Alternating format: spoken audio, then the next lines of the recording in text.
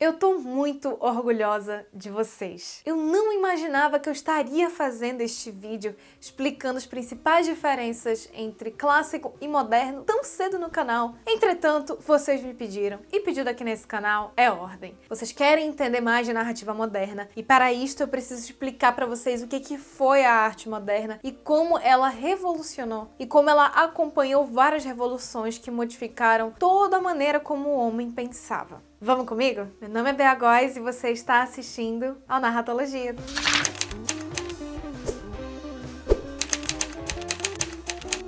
Aqui no canal eu falo bastante, priorizo falar sobre narrativa clássica, que é o que, galera? Arquiplot, jornada do herói, monomito, porque é a narrativa que é mais aplicada atualmente, porque também é a que mais consegue conversar com o grande público. Entretanto, ela não é a única forma de narrar que existe. Eu já analisei aqui alguns vídeos que trazem narrativa moderna, tipo Parasita, Era uma Vez em Hollywood, O Poço, que trazem questionamentos, que promovem reflexões. Mas por que esses filmes fazem isso, né? E eu tenho certeza de que quando vocês se deparam com filmes do tipo A Origem, O Poderoso Chefão, Amnésia, Mãe, Pulp Fiction, vocês ficam se perguntando, cara, que tipo de narrativa está sendo usada aqui? Porque isso daqui não é jornada do herói, não.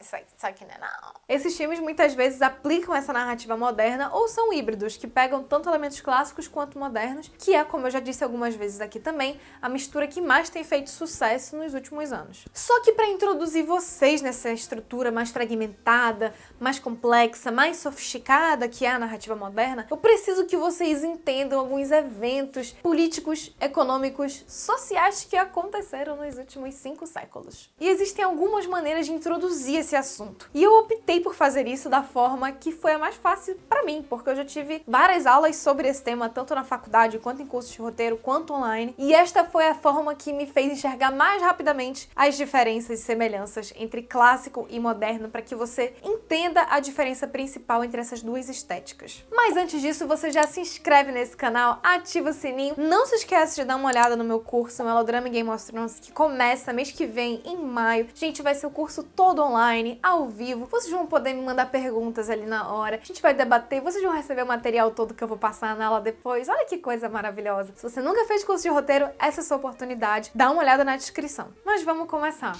Começando aqui a nossa jornada para compreender diferentes movimentos estéticos, a gente tem que ir lá para a Grécia Antiga, e é por isso que eu falo tanto de Aristóteles, onde foram definidos alguns parâmetros para classificar a estética e dizer o que qualificava uma boa obra de arte. Vou marcar aqui 5 deles, que são eles: simetria, harmonia, moralismo, unidade e fixidez. Quando você pega 5 características como essa, você tem o que é chamado de belo, que foi definido durante muitos e muitos anos como aquilo que é belo, como as maiores qualidades, o que foi definido como qualidades que não somente uma obra de arte deve ter, mas também que uma pessoa deve ter. Para a gente entender melhor esses parâmetros, eu trouxe aqui um quadro que vocês nunca viram na vida de vocês antes. Que é o que, Samara? Coloca aí na tela, por favor, pra gente. O quadro da Mona Lisa. O que nós temos aqui no quadro da Mona Lisa é uma tentativa de reproduzir a mulher na vida real. Era uma tentativa de reproduzir a criação divina. A gente deve relembrar que até mais ou menos o século XVI, XVII, o cristianismo ele estava andando junto com o poder. Então os artistas não podiam simplesmente sair pintando o que eles queriam. Tudo tinha que ter essa ideia do sublime, do divino. Então a gente também sempre reproduzia a vida como ela era. Então é por isso que esse quadro se assemelha muito a uma fotografia. Então o primeiro elemento que eu quero chamar aqui a atenção para vocês é a simetria. Percebam que a Mona Lisa está exatamente no meio do quadro. Percebam também como todos os seus membros, sua boca, cabelo, seu corpo, eles são todos proporcionais. Ela é uma mulher que está simétrica no quadro, uma mulher perfeita praticamente. Que também já lembra a gente daquela ideia de harmonia. E a harmonia também conversa com o plano de fundo da tela. Vocês podem perceber que a Mona Lisa, que está no plano da frente, está em destaque, está no foco. E tudo que está atrás, aquela paisagem que está atrás, ela não está focada. Mas ela está harmoniosa, perceba como é um verde, como é muito agradável de se olhar. Reparando a questão da unidade, percebam como, novamente, ela está no centro da tela e ela é a única pessoa que está na tela, porque as obras de arte de todo esse período deveriam tratar de um único assunto, deveriam tratar de uma única pessoa, um único herói. As narrativas desse período tinham um único herói. Por quê? Porque, novamente, noções cristãs de que nós temos somente um Deus, nós temos um monarca e este rei representa o ser divino que é uno, que é onipresente, único.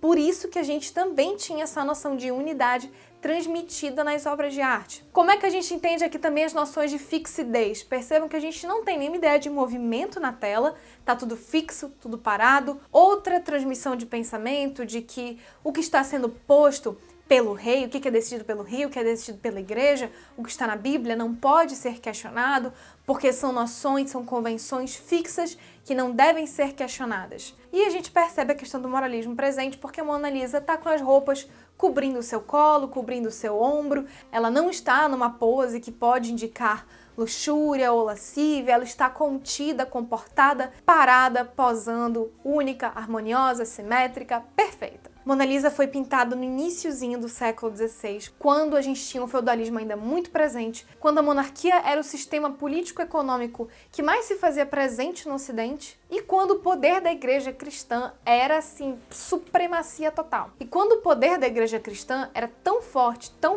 que eles até tomavam conta da justiça e decidiam quem morria queimado e quem vivia. Isto faz parte do pensamento da narrativa clássica. Agora a gente vai ver aqui, galera, um quadro do Pablo Picasso, do início do século XX, auge das vanguardas modernistas no Ocidente. E a gente vai ver se aqueles parâmetros que a gente encontrou na Mona Lisa também se fazem presentes aqui. Primeira questão é que a gente não tem uma mulher só no quadro. Então estamos aqui observando Les Demoiselles d'Avignon, as mulheres de Avignon. Percebemos que a noção de unidade já é quebrada logo de cara, porque não é mais uma mulher só, né? São várias mulheres, diferente do que a gente identificou lá na Mona Lisa, que ela estava no meio e tinha aquele fundo verde. Aqui a gente não sabe muito bem se tem vários planos, se tem um plano só, a gente fica bem confuso em relação a isso. Então a questão de unidade aí já foi quebrada. Eu acho que eu não preciso nem falar aqui da harmonia e da simetria, né? Como a gente pode ver, essas mulheres, né? A gente tem umas que tem a cabeça muito maior do que o corpo e que parece que o braço tá numa pose e as pernas estão fazendo outra pose, como se tivessem sido vistas de outro ângulo, né? Então, a questão da simetria e da harmonia também foram quebradas. Agora, vamos tentar ver se a gente acha um moralismo aqui. E eu acho que a gente também não consegue encontrar, porque eu não sei se vocês estão percebendo, mas as mulheres não têm roupas. E algumas delas a gente pode até dizer que estão fazendo poses um pouco mais sugestivas, né? Nada comparado com o que a gente viu a Mona Lisa toda certinha, comportadinha, né? Como a gente tinha reparado no quadro anterior. E também a noção de fixidez, né? Onde está a fixidez? O que está fixo aqui, né? Nada está fixo aqui, galera. A gente tem aqui, na realidade, galera, uma diversidade. Não tem como a gente ter um sentido fixo para alguma coisa, porque nós temos vários pontos de vista sobre um mesmo objeto. Então, assim como para Leonardo da Vinci, a representação ideal de mulher talvez fosse a Mona Lisa, aqui o que o Pablo Picasso está dizendo pra gente é que não é uma mulher, não é a unidade, né? Mas são mulheres, são várias mulheres. E como assim, Bel? Onde é que você está querendo chegar com todo esse pensamento? Século XX, gente, a gente já tinha Revolução Industrial, a gente já tinha democracia estabelecida e a gente tinha voto. Diferente da monarquia, em que você tinha um rei que teoricamente foi escolhido por Deus, aqui não. Aqui você tem várias pessoas elegendo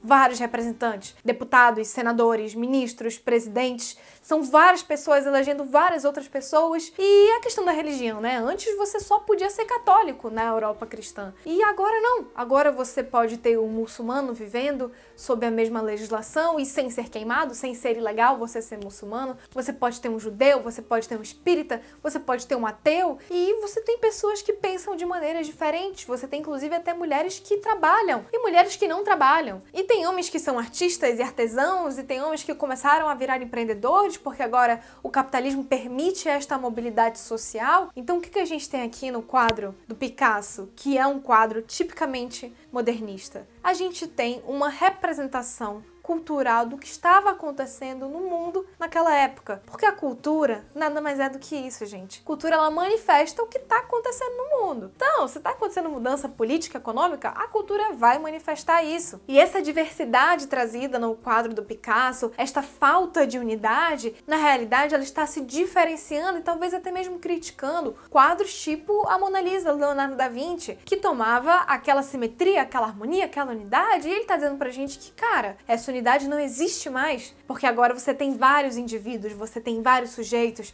Foi nesse período também que a gente começou a ter desenvolvimento da psicanálise, foi nesse período que a gente começou a ter várias vertentes políticas e econômicas se desenvolvendo, foi nesse momento que a gente passou a ter pluralidade de vozes. Antes eram só verdades que você tinha que enfiar a goela abaixo, aceitar e tipo assim, se você nasceu plebeu, sinto muito, você vai continuar plebeu, você não pode questionar, você não tem mobilidade social, a sua voz não é importante. Só é importante a voz do rei, porque o rei é a representação divina. Mas a partir do momento em que isso foi quebrado, a partir do momento em que todas as pessoas olharam e pensaram assim, pô, mas tá todo mundo vivendo junto aqui. Eu tô trabalhando e aqueles lá não trabalham e eu fico sustentando ele? Não, peraí. E que a gente começou a ter o sistema capitalista sendo instaurado é que a gente passou a ter esta mobilidade, esta pluralidade e com a democracia, com o voto, a gente passou a levar em consideração várias destas vozes. E eu queria deixar uma coisa muito clara aqui, tá, gente? Pelo amor de Deus. Eu não estou dizendo que o quadro do Picasso é mais bonito, é melhor do que a Mona Lisa, e nem estou dizendo que o da Mona Lisa é melhor também do que o do Picasso. Eu só estou dizendo para vocês que eles têm propostas completamente diferentes. O que o Picasso estava querendo demonstrar aqui, ele não está querendo dizer que uma mulher é daquele jeito que ela tem a cabeça muito maior do que o corpo dela, não, ele não está querendo dizer isso. Ele está querendo dizer que existem várias maneiras de você ver um determinado assunto, que existem várias maneiras como cada pessoa vai enxergar uma mulher. Cada pessoa tem a sua própria opinião do que é uma mulher, ou do que é a política, ou do que é a religião, e é isso que ele está representando. Por isso que o Picasso também é conhecido como cubista, porque o movimento cubista e o modernismo, ele teve várias vertentes, né? Cubismo, dadaísmo, impressionismo, e o cubismo determinava exatamente isso. Como você tem um cubo com várias faces para o mesmo objeto, é você ter vários pontos de vista para o mesmo objeto. Quem viu o meu vídeo sobre Chernobyl, o que eu tô falando ali, gente, no meu vídeo sobre Chernobyl, quando eu interpreto a série, nada mais é do que a teoria cubista. Porque Chernobyl, a cada episódio, ele traz o ponto de vista de um personagem diferente para o mesmo acidente que foi a explosão da usina nuclear. Então, pelo amor de Deus, eu não tô dizendo que uma estética é melhor do que a outra, que não tem nada a ver com isso. Eu só tô dizendo que são propostas diferentes e que cada pintor tinha plena consciência do que ele estava querendo fazer com a proposta dele. E é isso que você também, como escritor, como roteirista, tem que ter consciência do que você está fazendo. Porque a narrativa moderna, a arte moderna, ela veio para questionar, ela veio para trazer reflexões, ela veio, cara, imagina, pô, a gente passou 16, 17 séculos vivendo com essa teoria de que unidade, Deus, cristão e rei, monarquia, e a maior parte das pessoas vivendo uma vida pobre, quando uma pequena minoria podia ter saúde, viver um pouquinho mais e todo o resto morria de peste negra e morria de trabalhar às vezes. Imagina só como foi e por que as vanguardas modernistas vieram assim quebrando tudo. Porque exatamente você tinha esse questionamento todo e você tinha essa vontade de que agora, putz, beleza, agora a gente afogou um pouco isso, agora os seres humanos são um pouco mais parecidos, agora a gente pode ter vários questionamentos, porque agora a gente pode ter esse pluralismo, porque agora a gente pode ter opiniões